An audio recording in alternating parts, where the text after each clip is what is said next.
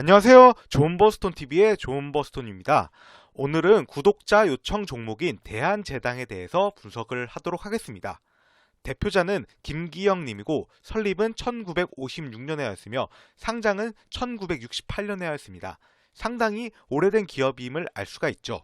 다음으로 투자 포인트 몇 가지 말씀드리도록 하겠습니다. 첫째, 전년 동기 대비 증가한 실적을 들 수 있습니다. 대한제당은 설탕, 사료, 축산 유통 및 골프장 등의 사업을 영위하는 회사입니다. 분기보고서에 따르면 설탕 등 식품의 매출 비중이 가장 높은 것을 알 수가 있습니다. 또한 설탕 제품은 대한제당, CJ제일제당, 삼양사의 3개사가 과점하고 있으므로 안정적인 매출을 기대할 수가 있습니다. 밑에는 분기보고서에서 가지고 온 표인데요. 보시면 설탕 등의 이 식품의 매출 비중이 46.8%로 가장 높은 비중을 차지하고 있음을 알 수가 있습니다. 또 밑에 보시면 현재 설탕 제품은 대한제당, CJ제일제당, 삼양사의 3개사가 국내에서 안정적인 생산 및 판매를 하고 있다고 나와 있죠. 그리고 시장 점유율을 보시면 2017년도부터 2020년도까지 대한제당의 그 점유율이 계속 20.4%로 꾸준히 유지하고 있음을 알 수가 있습니다. 그리고 대한제당의 3분기 누적 기준 실적을 보면 전년 동기 대비 증가하였음을 알 수가 있습니다. 기사에 따르면 실적 상승의 주요 원인이 사업 효율화에 따른 고정비 부담 축소, 원달러 환율 하락 및 코로나19로 인한 골프장의 반사이익이라고 하였습니다. 또한 원달러 환율 하락세와 코로나19 사태가 당분간 지속될 가능성이 높기 때문에 대한제당의 추후 실적이 더 좋아질 수 있다고 하였습니다.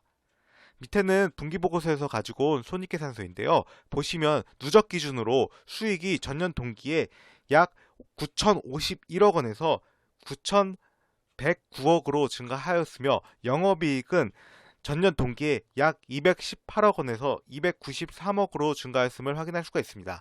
참고로 이게 단위가 1,000원 단위입니다.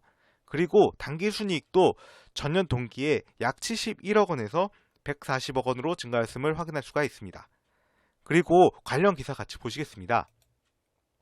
이게 관련 기사인데요. 내용을 보시면 영업활동으로 돈을 벌기는커녕 까먹기만 하던 대한제당이 올 들어 달라진 모습을 보일 수 있었던 이유는 사업 효율화에 따른 고정비 부담이 축소된 게 주요했다. 더불어 미국 기준금리 인하에 따른 달러화 약세가 이뤄지면서 원달러 환율이 떨어졌고 코로나19로 운영 중인 골프장이 반사이익을 누린 부분도 한몫 거들었다 라고 나와 있죠. 또 밑에 내용을 또 보시면 울산 소재 사료 공장 폐쇄 및 프랜차이즈 파파이스 운영 포기 등 사업 효율화 작업을 단행한 것도 현금 흐름 개선에 도움이 됐다라고 합니다.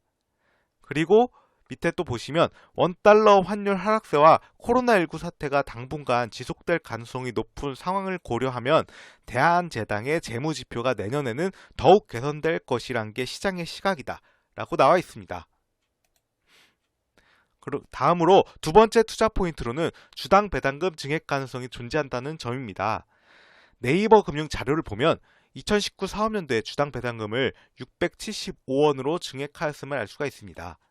2019년도 당기순이익이 그 전해에 비해 증가함에 따라 주당 배당금도 증액하였으므로 앞서 언급한 것처럼 2020년도 당기순이익이 작년도에 비해 증가한다면 주당 배당금을 증액할 가능성도 존재한다고 저는 생각을 합니다. 최소 작년도 금액인 675원으로 가져가 하더라도 현재 주가 기준 시가 배당률이 2.85%로 낮지 않은 편이라고 할 수 있습니다. 밑에는 네이버 금융에서 가지고 온 자료인데요. 보시면 당기순이익이 2018년도에서 19년도에 98억에서 144억으로 증가를 하였는데 이에 따라 주당 배당금도 550원에서 675원으로 증액하였음을 알 수가 있습니다. 참고로 2017년도에서 18년도에는 당기순이익이 오히려 감소를 하였는데도 불구하고 주당 배당금은 그대로 550원으로 유지하였음을 또 확인할 수가 있는 측면입니다. 다음으로 세 번째 투자 포인트로는 장부상 순자산보다 낮은 시가총액을 들 수 있습니다.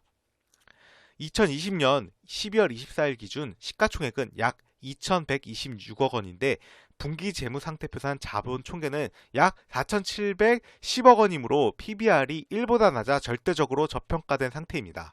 심지어 분기 재무상태표상 지배기업의 소유주에게 기속되는 자본을 고려하더라도 시가총액이 더 낮은 상태입니다.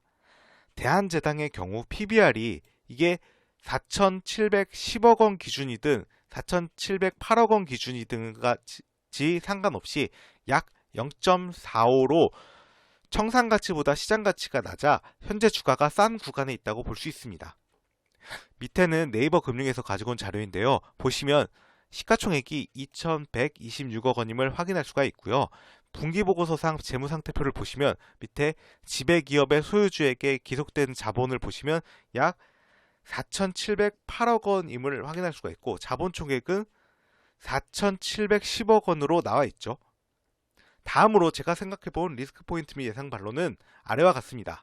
첫째, 기사에 따르면 대한제당의 경남 영업소가 영업정지 당했다고 하는데 이에 대해서는 어떻게 생각하나? 이에 대한 저의 답변으로는 영업정지 처분으로 관련 매출은 줄어들 수 있다고 생각을 합니다.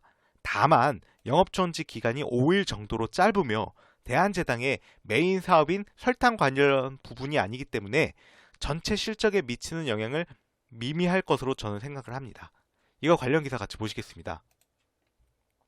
보시면 제목이 식약처 수입신고 표시 위반 대한제당 경남영업소 영업정지라고 나와 있고요. 내용을 보시면 식품의약품안전처가 부산 해운대구에 소재한 대한제당 경남영업소에 대해 영업정지 처분을 내렸다. 이 회사는 지난 10월 26일 수입신고한 옥두어에 대한 검사 결과 냉동 수산물의 내용량을 표시함에 있어 부정량이 허용 오차를 위반한 것으로 나타났다. 이에 식약처는 해당 사업장 영업정지 처분을 내렸다. 이게 영업정지 처분이 5일이라고 나와 있죠. 다음으로 두 번째 리스크 포인트는 기사에 따르면 대한제당의 소액주주들이 최근 회계장부와 관련 서류, 이사회 의사록 등의 열람을 요청하는 내용 증명을 사측에 발송했다고 하였는데 이에 대해서는 어떻게 생각하나? 이에 대한 저의 답변으로는 소액주주들은 대한제당의 경영을 총괄하는 설윤호 부회장이 대한제당 LA지사에서 사적 업무 비용으로 급여가 지급되고 있다는 의구심 때문에 내용 증명을 보냈다고 하였습니다. 이에 대해 회사 측에서는 설윤호 부회장이 신사업 개발에 집중하고 있으며 LA에서 사용되는 비용은 업무와 관련된 것이라고 하였습니다. 또한 최근 이사회에 참여하지 못한 것은 코로나 사태 때문에 국내 입국이 어려워서 그런 것이라며 내부적으로 의사결정 시스템이 갖춰져 있다고 하였습니다. 이에 대해 어느 쪽 주장이 맞는지는 지금 상황으로는 알 수 없지만 이러한 갈등은 중장기적으로 보았을 때 대한제당에 이롭다고 저는 생각을 합니다. 왜냐하면 주주들이 오너 일가를 견제함으로 인해 오너들도 사적 경비를 마구 유용할 가능성이 낮아지기 때문입니다. 이거 관련 기사 같이 보시겠습니다. 보시면 경영을 총괄하는 인물은 오너 3세 설윤호 부회장이다 라고 나와 있고요. 또 밑에 내용을 보시면 최근 대한제당 소액주주들은 회계장부 열람 및 등사 요청의 건이라는 내용 증명을 회사에 보냈다. 그 배경에는 최대 주주 지위를 보유하고 있는 설 부회장에 대한 불신이 작용한 것으로 해석된다. 이들은 내용 증명 요구 사유로 설 부회장을 언급했다. 대한제당 LA지사가 설 부회장의 사적 업무를 처리하는 데 활용하고 있다는 주장이었다. 이들은 이와 관련한 구체적 사용 내용과 자료일체 열람을 요구했다. 라고 나와 있죠.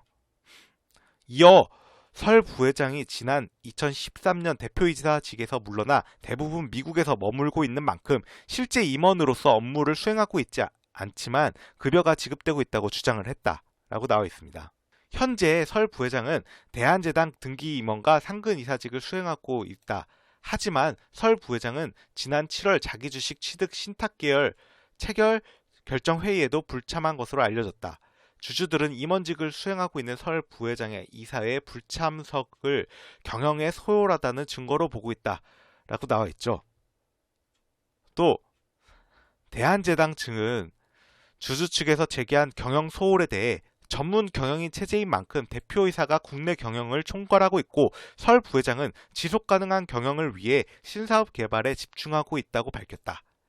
해외 지점에 관련해서는 현지에서 사용되는 비용은 업무와 관련된 것이고 매년 내부 감사와 외부 회계 감사를 통해 검증을 받고 있다고 설명했다 라고 나와 있죠.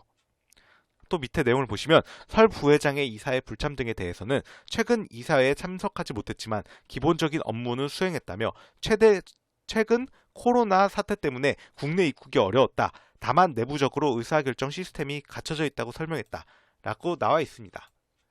다음으로 대한제당의 차트를 같이 보시겠습니다. 이거는 대한제당의 일봉 차트인데요. 앞서 언급드렸던 것처럼 추후 실적이 더욱 좋아질 가능성이 높고 일단 2020년도 실적도 19년도보다 높아질 가능성이 있기 때문에 저는 이 전고점이 26,300원, 이게 2019년도의 최고점인데 이 이상은 갈 수 있을 것이라고 생각을 합니다. 다만 최근에 이렇게 좀 높이 우상향을 그렸으므로 당장 갈지 이렇게 조정을 살짝 주고 갈지는 좀 그거에 대해서는 잘 모르겠습니다. 다만 중장기적으로는 이 이상은 갈 거라고 저는 생각을 합니다. 이상으로 앞서 말씀드린 투자 포인트들을 요약하자면 다음과 같습니다. 첫째, 전년 동기 대비 증가한 실적. 둘째, 주당 배당금 증액 가능성 존재. 셋째, 장부상 순자산보다 낮은 시가총액입니다. 이상으로 대한제당에 대한 기업 분석 영상을 마치도록 하겠습니다. 시청해주셔서 감사합니다. 여러분의 구독과 좋아요는 영상 제작에 큰 힘이 됩니다.